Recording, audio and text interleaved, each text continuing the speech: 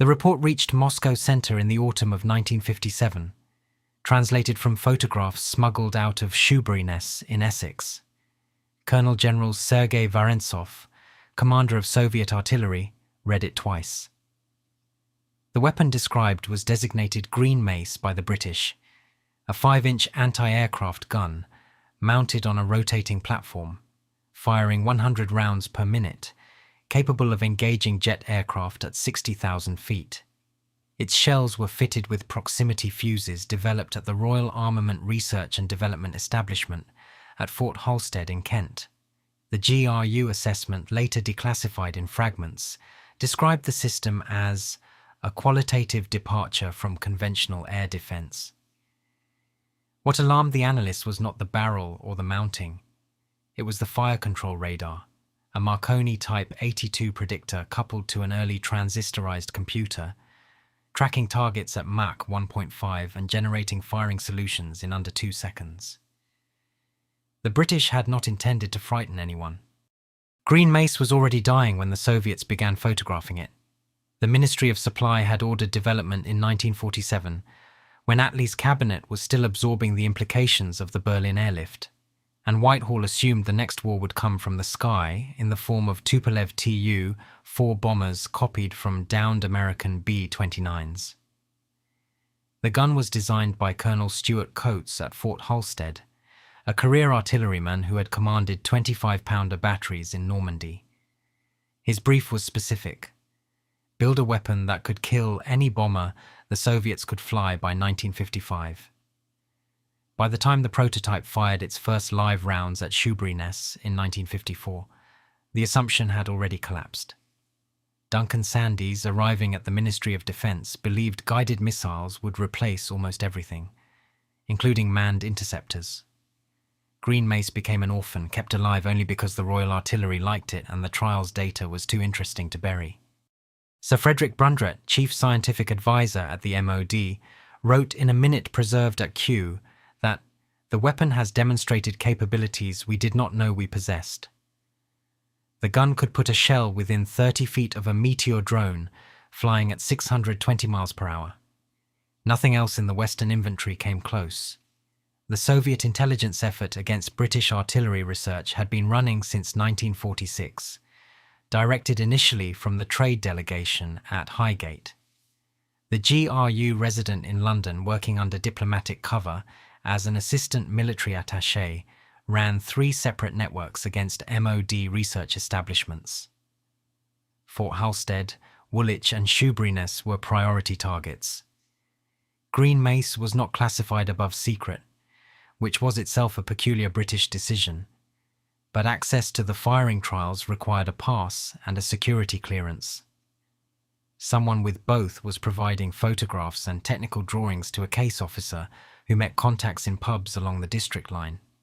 MI5's D branch had been aware since 1953 that material was flowing from Fort Halstead. What they did not know was which of roughly 400 cleared personnel was the source. The investigation, led by a case officer whose name remains redacted in the security service files released to the National Archives in 2003, focused initially on scientific staff. It found nothing. The leak, it eventually transpired, was administrative rather than technical, and the material reaching Moscow was arriving via a route that ran through a translation bureau in Whitehall itself.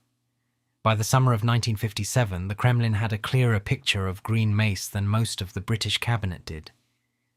Sandys had already decided the gun would not enter service. He had not yet told the Soviets, and the report Vorontsov was reading described a weapon Britain was about to cancel. Anti-aircraft artillery had killed more German aircraft over Britain than fighter command in some months of 1944. The men who ran Britain's air defence after 1945 remembered this. Air Chief Marshal Sir Roderick Hill, who had commanded anti-aircraft command during the 5-1 campaign, wrote a classified assessment in 1946 arguing that guns remained essential against low-altitude penetrators, and that missile technology was at least a decade from operational maturity. He was correct on both counts. The Bloodhound surface-to-air missile did not enter RAF service until 1958, and even then it was optimized against high-altitude bombers, not the tactical aircraft the Soviets were developing. The Chiefs of Staff Committee meeting at Storey's Gate in March 1947 approved a specification for what became Green Mace.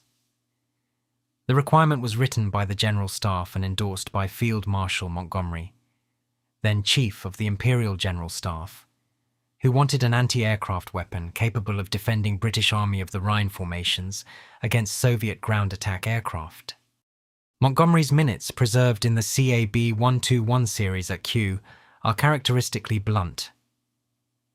The Army cannot rely on the Royal Air Force to provide air cover in Germany. It must have organic defence. The Sten-like simplicity of wartime anti-aircraft gunnery was gone.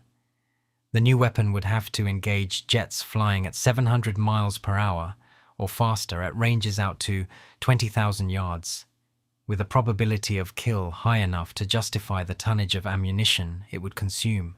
Fort Halstead had been the projectile development establishment during the war, and had produced the 3.7-inch heavy anti-aircraft gun, the workhorse of the Blitz. The site sat on the North Downs above Sevenoaks, screened by beech woods with proof ranges cut into the chalk. Coates assembled a team of 40 engineers and mathematicians, including Dr. Ernest Marsden, whose work on shell aerodynamics at the Armament Research Establishment had produced the discarding sabot round used against German tanks. Marsden calculated that a 5-inch shell fired at 3,400 feet per second could reach a target at 60,000 feet in 14 seconds. The problem was not the shell. The problem was hitting anything at that range. The solution was radar prediction coupled to automatic laying. The Radar Research Establishment at Malvern, under Sir Robert Cockburn, had been working since 1946 on X-band tracking radars derived from wartime AA No. 3 Mark 7 gun-laying sets. The Marconi Type 82, developed in parallel for the Royal Navy's Sea Slug missile system, became the basis for Green Mace's fire control. It could track a target moving at Mach 2 with an accuracy of 0.1 degrees. Coupled to an Elliott 402 computer, it generated firing solutions faster than any human predictor. The first mounting was completed in 1952. It weighed 32 tons and required a specially reinforced concrete platform. The gun itself was a 5-inch L/70 with a chrome-lined barrel and a water-cooled jacket, capable of sustaining 100 rounds per minute for 2 minutes before overheating. The autoloader used a rotary magazine holding 40 rounds, replenished by a conveyor from an underground bunker. The proximity fuse was a Mark 44, developed at Fort Halstead, using cavity magnetron technology adapted from centimetric radar. The first live firing trials took place at Shoeburyness in September 1954. The target was a Fairey Firefly U.8 drone flying at 12,000 feet. Green Mace destroyed it with the 7th round. Subsequent trials against Meteor U.15 drones at higher speeds produced kill probabilities of 60 to 70% per engagement, figures that no other Western anti-aircraft system could match until the American Nike Hercules entered service 4 years later. By then, Sandys had cancelled the program. Duncan Sandys arrived at the Ministry of Defence in January 1957 with a mandate from Harold Macmillan to reduce defence expenditure by £200 million a year. He was Churchill's son-in-law, had run the Anti-V Weapon Committee during the war, and believed in missiles with the intensity of a convert. The Defence White Paper, published on April 4, 1957, Command 124, announced that the Royal Air Force would receive no more manned interceptors after the Lightning, and that the RAF's V-bomber force would be supplemented and eventually replaced by Blue Streak ballistic missiles. Anti-aircraft artillery was mentioned only in the context of its impending obsolescence. Green Mace was not named in the White Paper. Its cancellation was communicated by internal minute from the Director of Artillery to Fort Halstead in late April. Coates learned by telephone. The trials program was to be wound down over the summer. The prototype would be preserved, but no production would be authorized. The Royal Artillery's protests reached the Army Board, which passed them to the Chiefs of Staff, who declined to intervene. Sir Gerald Templar, then CYGS, wrote in a note preserved at Kew that the political direction is clear and the army must adapt. Templar had commanded the Malayan emergency and understood when a battle was lost. The Soviet intelligence assessment of Green Mace, prepared in Moscow in the summer of 1957, did not reflect any of this. The GRU photographs showed the gun firing successfully at Shoeburyness. The technical drawings showed a mature design ready for production. The estimates of British industrial capacity, prepared by the Committee of Information based on trade attaché reports, assumed the Royal Ordnance factories could produce 200 Green Mace mountings within 3 years. Vorontsov's staff calculated that a Green Mace belt deployed along the inner German border would degrade Soviet frontal aviation's ability to support ground operations by 40% in the first week of a European war. The assessment reached Marshal Zhukov, Minister of Defense, in July 1957. Zhukov was preoccupied with the crisis that would remove him from office in October, but he read the report and ordered a review of Soviet low-altitude air defense and ground attack tactics. The result was a series of tactical modifications. Pilots were trained to attack at 200 feet rather than 1,500. Formations were dispersed and the development of standoff weapons was accelerated. The MiG-27 and Su-17 programs, both begun in the early 1960s, incorporated requirements traceable to the Green Mace assessment. The Kremlin was terrified of a weapon Britain had already cancelled. Whitehall was at that moment incapable of exploiting this. The Joint Intelligence Committee, which might have used Soviet fear of Green Mace as a bargaining chip in the Berlin negotiations then beginning, did not know the Soviets were frightened. GCHQ was intercepting GRU communications, but the traffic concerning artillery research was low priority and translated slowly. The first British indication that Green Mace had alarmed Moscow came in 1958, when a defector from the East German Ministry for State Security mentioned the assessment in a debriefing at Hanslope Park. The defector, whose identity remains classified, described a lecture he had attended at the Karlshorst KGB compound, in which a Soviet colonel had discussed British anti-aircraft developments as the most significant Western advance since the atomic bomb. The MI6 case officer conducting the debrief, whose file was released in redacted form in 2011, made a marginal note. Query: which weapon? Green Mace was not on the standard target list. The officer did not know what his source was describing. The counterintelligence investigation at Fort Halstead had been running quietly since 1953. It was designated Fluency internally, though the name properly belonged to a later inquiry and appears here through the confusion of overlapping files at Kew. The MI5 case officer, a former Palestine policeman recruited by Sir Percy Sillitoe in 1946, worked from an office in Curzon Street and visited Fort Halstead twice a month under the cover of a personnel review. His remit was to identify a leak of technical information that had been detected through decrypted GRU traffic supplied by GCHQ from a source now understood to have been the Venona-adjacent material Sir Alistair Denniston's successors continued to work through the 1950s. The leak was not large in volume. What reached Moscow was a steady trickle of specifications, trial results, and personnel movements. The GRU case officer running the source met his contact roughly once every 6 weeks, always in public places, always with dead-drop backup. The MI5 investigation identified 47 possible suspects by 1955 and 12 by 1957. None of them was the source. The breakthrough came in November 1958, from a source outside Fort Halstead entirely. A Foreign Office translator working at the Interdepartmental Russian Translation Service in Whitehall was observed by a special branch surveillance team meeting a known GRU officer in a pub in Ealing. The translator, whose name has never been officially released and appears in declassified files only as Source Snowdrop, had access to translated summaries of MOD technical documents circulated to the JIC.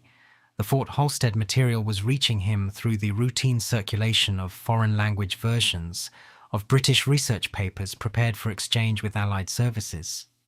The investigation, led jointly by MI5's D branch and Special Branch, ran under the codename Party Piece for reasons no surviving file explains. Sir Roger Hollis, then Director General of the Security Service, was briefed personally on December 3, 1958. Hollis, whose own loyalty would later be questioned by Peter Wright and others, ordered the investigation compartmented tightly. The translator was placed under 24-hour surveillance. His flat in Bayswater was entered covertly and searched. Microfilm was found concealed in the spine of a Russian dictionary. The prosecution never happened. The translator was interviewed at Curzon Street on January 14, 1959, and confessed within 4 hours. He agreed to become a controlled source, feeding disinformation to his GRU handler under MI5 supervision. The operation, run by D2 branch until 1963, is described in a heavily redacted file released in 2005.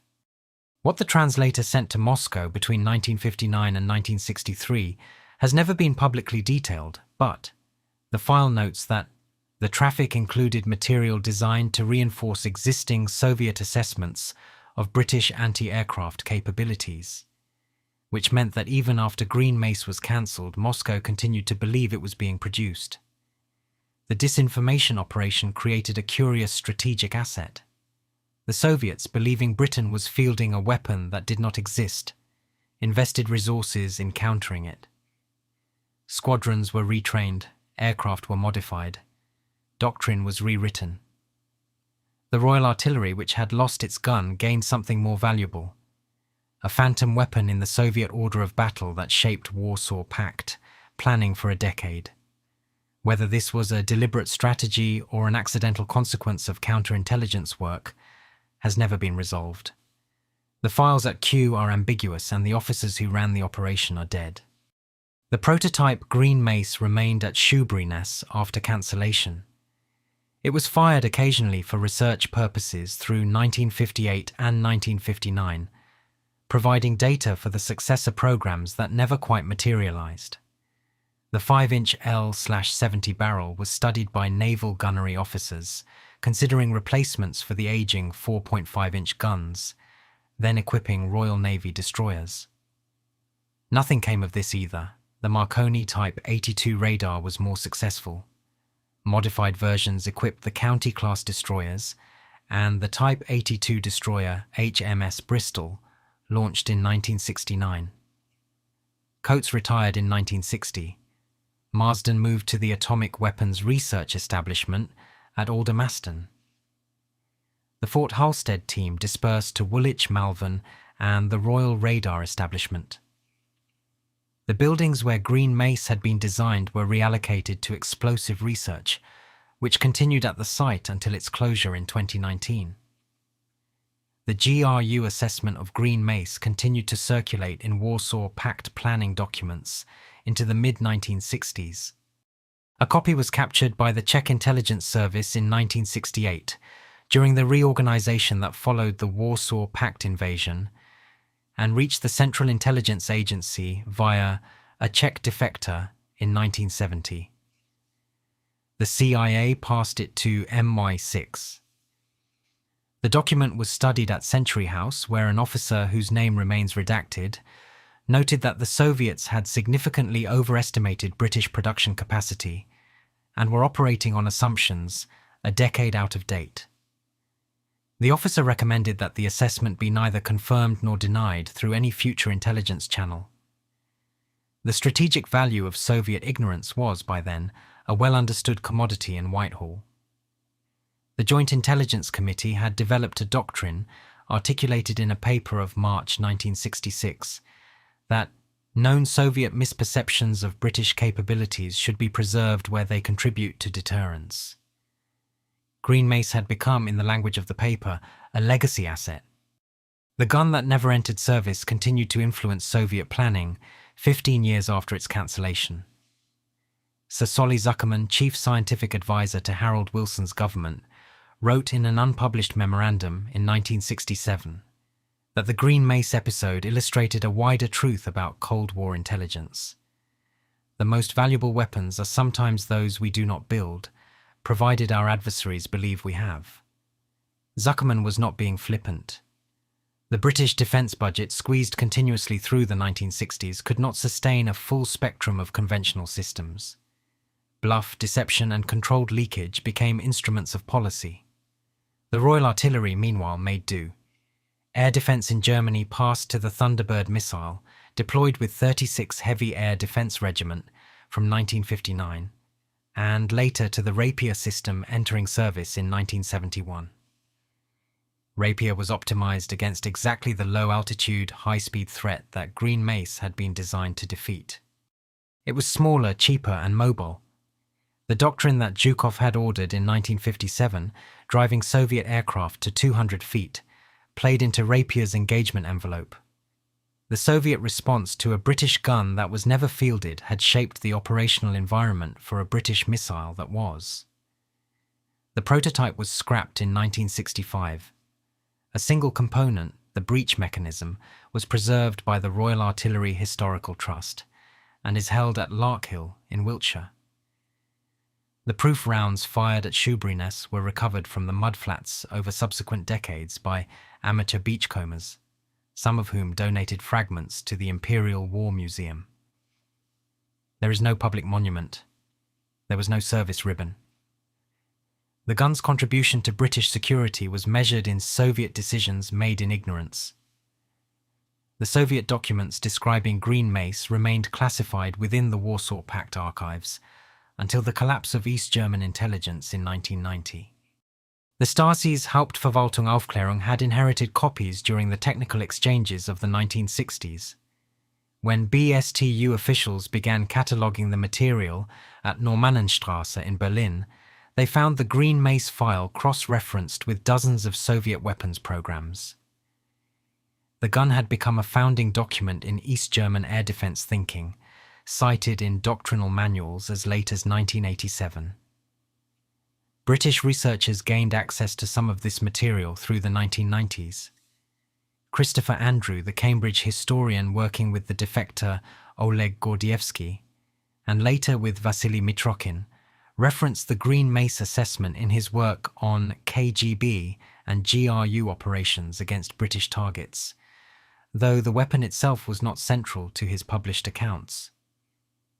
The Mitrokhin Archive, deposited at Churchill College, Cambridge in 1999, contained a summary of the GRU file. Mitrokhin's notes described the assessment as an example of Soviet intelligence success, producing strategic misdirection through no fault of its own. The National Archives at Kew released the Fort Halstead files in stages between 1995 and 2011. The MI5 investigation files remain partially redacted, with entire pages withheld under Section 3(4) of the Public Records Act. The Cabinet Office maintains that release of the full material would identify sources and methods still relevant to contemporary counterintelligence work. Peter Hennessy, whose work on Cold War Whitehall drew extensively on the released files, described the Green Mace episode in a 2010 essay as a small but instructive case of how British defence cuts produced unexpected strategic dividends when read through Moscow's eyes. The technical assessment of Green Mace's real capabilities remains contested. Some historians, including Matthew Grant of the University of Essex, have argued that the gun's performance in trials was exceptional, and that its cancellation was a strategic error, driven by Sandy's ideological commitment to missiles. Others, including Lawrence Freedman, have argued that Green Mace was a technological dead end, made obsolete by supersonic aircraft and standoff weapons within years of its cancellation. The trial's data at Kew supports elements of both views. Green Mace could kill 1955 threats reliably. Whether it could have killed 1965 threats is unresolved. What is not contested is the Soviet reaction. The Vorontsov assessment, the doctrinal changes, the Zhukov review, and the 2 decades of Warsaw Pact planning that treated Green Mace as an operational reality are documented in Soviet archives now accessible to Western researchers. The gun's influence on Cold War history was larger than its influence on British defence. Coates died in 1974 without publishing memoirs. Marsden's papers, deposited at the Institution of Engineering and Technology, contain notes on the Green Mace project, but no reflections on its cancellation. The Fort Halstead site closed to defence research in 2019. The buildings were sold to a property developer. Sandys' reputation has undergone periodic reassessment. His 1957 white paper is still described in most standard histories as a strategic error, having killed the TSR-2 in its early conceptual stages, weakened fighter command, and abandoned Blue Streak within 3 years of announcing it as the future of British deterrence. Green Mace is rarely mentioned in these accounts. The cancellation of a promising anti-aircraft gun did not make the newspapers in 1957. The Suez humiliation was still recent. The Sputnik launch was 6 months away, and Duncan Sandys had bigger arguments to fight. The Kremlin, which had studied the gun in detail, took it more seriously than Whitehall did. The pattern that Green Mace established recurred through the Cold War. British weapons programs were begun with high ambition, sustained through years of development, and cancelled at the moment of operational viability. The Soviet intelligence services, tasked with tracking Western military technology, could not keep pace with British indecision. The GRU and KGB residenturas in London produced assessments based on programs that were, at the moment of assessment, already dead. The Blue Streak ballistic missile, cancelled in April 1960, had been the subject of GRU photography since 1957. The TSR-2 strike aircraft, cancelled in April 1965 by Dennis Healy, had been assessed by Soviet air intelligence as a threat to Warsaw Pact rear areas as late as 1966. The Skybolt air-launched ballistic missile, on which Britain had staked its independent deterrent until the Nassau Agreement of December 1962, was tracked by Soviet intelligence for years after the Americans cancelled it. In each case, Moscow's picture of British capability lagged Whitehall's decisions by 18 months to 3 years. This lag was not accidental. The British system of defence procurement, characterised by long development cycles, treasury-driven cancellations and inter-service rivalries, produced a public record that was misleading even to well-informed observers. Soviet intelligence, working from open sources supplemented by covert collection, could document what had been built. It could not always determine what had been abandoned. The result was a Soviet threat assessment of Britain that was consistently more generous than the reality warranted. The strategic implications were understood at senior levels in Whitehall by the mid-1960s. The Joint Intelligence Committee papers of the period, released to Kew in the 1990s, contain repeated references to what one officer termed the gap between our capability and their perception of our capability. The gap was, in some cases, exploited deliberately. In others, it was simply tolerated as a fortunate accident. The controlled source operation at the Russian Translation Service, running from 1959 to 1963, was the clearest deliberate exploitation. What began as a counterintelligence success against a single translator became an instrument of strategic deception, feeding the GRU information that reinforced Soviet misperceptions across a range of British programs, not just Green Mace. The MI5 files describe the operation in terms that suggest broader ambition than mere containment. The translator was, in effect, running a small but sustained influence operation against Soviet military planning on behalf of the security service. The operation ended in 1963 when the translator's health deteriorated. He died of natural causes in 1964. His GRU handler, recalled to Moscow in 1962 as part of a routine rotation, was not aware that his source had been compromised. The final assessments the translator sent to Moscow, dealing with British nuclear weapons development, continued to influence Soviet planning into the mid-1960s. Green Mace, in this context, was a case study rather than an anomaly. The gun exemplified a wider pattern. British weapons produced strategic effects disproportionate to their operational status because Soviet intelligence could not accurately distinguish live programs from dead ones. The pattern held through the Chieftain tank program, the Polaris deterrent, the Cheveline warhead upgrade, and the Trident procurement. Each was assessed by Soviet intelligence at levels of alarm that Whitehall itself did not always share. The lesson, if one may be drawn without overreaching, was that British defence policy after 1957 operated at two levels simultaneously.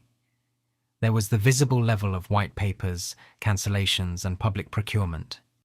And there was the invisible level, imperfectly perceived from Moscow, on which British capability appeared larger, more coherent, and more threatening than it was. The Green Mace prototype's breach mechanism sits in storage at Larkhill, uncatalogued for public display. It is a black-painted assembly of steel and brass, roughly the size of a large refrigerator, marked with the Royal Ordnance Factory acceptance stamps of 1954. The autoloader arms are missing. The barrel was cut up for scrap in 1965. What remains is an artifact of a weapon that never fought, defended by no soldier, remembered by no unit. The Soviet assessment of Green Mace in the version held at the BSTU archives in Berlin runs to 47 pages, including photographs and technical drawings. It bears the stamps of the GRU 3rd Directorate, the East German AVIA, and the Warsaw Pact Combined Armed Forces Staff. Its final page carries the handwritten annotation of a Soviet colonel dated August 1957. This weapon changes the character of European air defence. Countermeasures must be developed as a matter of priority. The countermeasures were developed. The doctrine was rewritten. The aircraft were modified. The Soviet air forces of the 1960s and 1970s trained to fight against a British gun that no British soldier ever operated in the field. Warsaw Pact staff exercises through the 1970s continued to assume Green Mace deployments in the British Army of the Rhine sector. The gun that Sandys cancelled in 1957 shaped the operational environment of the Central Front for 2 decades.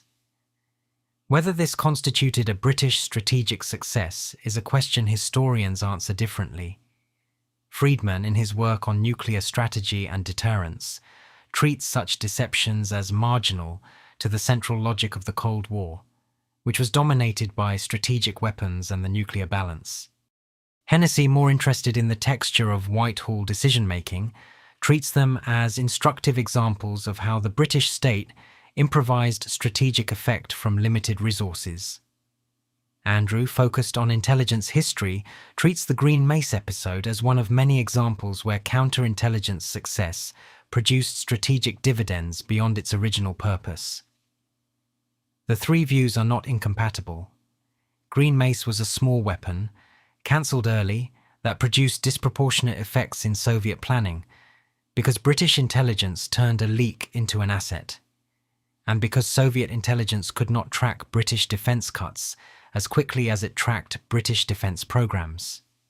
The gun was neither the decisive weapon of the Cold War, nor an insignificant footnote. It was a working example of how a middle-ranking power with sophisticated intelligence services could extract strategic value from technological failure. The Cold War ended in 1991 without the British Army of the Rhine firing Green Mace, or its successor, or its replacement, in anger. The Warsaw Pact ground attack squadrons that had trained against phantom British air defences dissolved into the national air forces of newly independent states. The Soviet assessments were declassified, translated and studied in Western universities. The GRU officers who had run the London networks retired or died. The MI5 counterintelligence officers who had turned the translator wrote no memoirs that mentioned him. Fort Halstead closed. Shoeburyness continued as a proof range under the Defence Science and Technology Laboratory. The Marconi Type 82 radar's descendants equipped the current Type 45 destroyers. The Elliott 402 computer's descendants have shaped every British fire control system since. The direct lineage of Green Mace is invisible in the current British inventory, But the pattern of turning cancellation into deterrent effect persists in the way British defence policy is read from Moscow and elsewhere today. The gun that terrified the Kremlin never fired a shot in anger. That, in the end, was the point.